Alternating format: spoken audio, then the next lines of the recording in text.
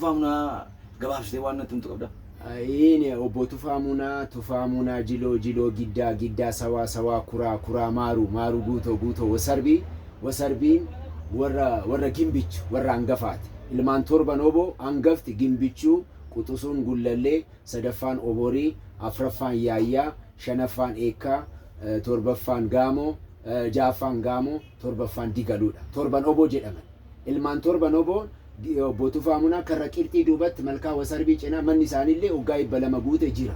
Ijoolleen akka Fiqaaduu hundee tulluu daadhii Tufaamuna hinoo jiru Tsahaay jirti. Fiqaaduun jira, Ashannaafiin jira. Isaan nan beeka. Buna faa gurguru daandiirra. Amma jiru jechuudha. Isaan warra guutooti. Warra guutoo wasarbii warra gimbichu. Gullalleen warra tufaanamee jammay galgal nabeeti. Tullu tuuttorra kan taa'e. Kinoo gamatti warra mana abbichuutti kan taa'e warruma daaciisani. Baalabbaanni gullallee tufaanamee jammay galgal nabee. Sarrawwaa lumee bokkisaa ejeroo ellaamoo jaarsoo leencoo. Warra lumee bokkisaa warra fardaan beeksisa faa jedhu warra gurmuun beeksisa warra lolaan beeksisa jedhama. Warri Tufaamunaa jiru gimbichi wasarbii baay'ee garaa nu nyaatu. Amma jiru inoo Ashannaafiin jira Fiqaaduun jira ndom Tsahaay buna gurgurtii daandiirratti. Jara sana beektaa? Jara san hin beekne warra gimbichi warra hangafa keenya.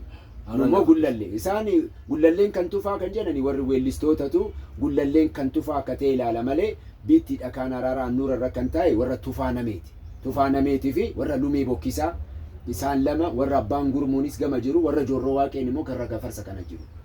Karra qoree kanarratti gadaa faajii badhaadha malkaa gadaa malkaa awaash beenyaa kinoo yeshii dabalee kan jedhan dabalee waaqayyoo sabbooqaa maskalee guddataa daggafaa bantii dabalee ayyuun kana karra qoreef karra qaalluu qabatanii kan ta'an isaan. Karra gafarsa kan taa'e warra joorroo waaqeeti.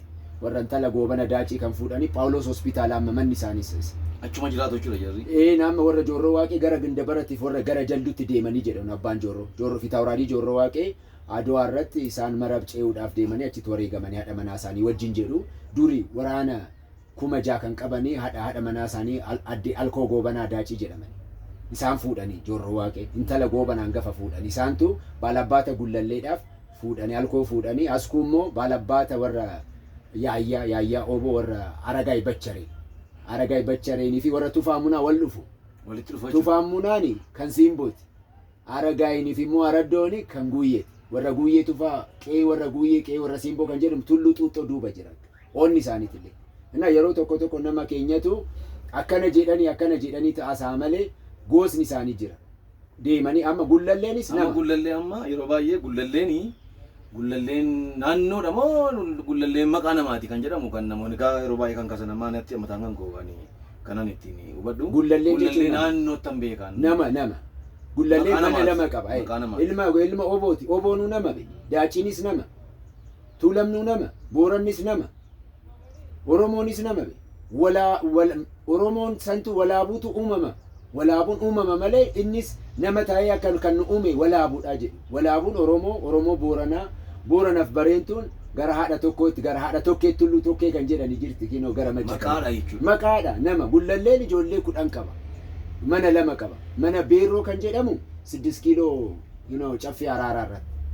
Mana abbuun immoo kinoo gara amma lidataa fi kinoo naannaa amma saarbeetii jedha mana citaa jedhani kana keessa cancalii jedhu warra barateetu kana jedha warra qubee baratee malee mana abbuu jedhama warra abbuu jedhani warra beerroonis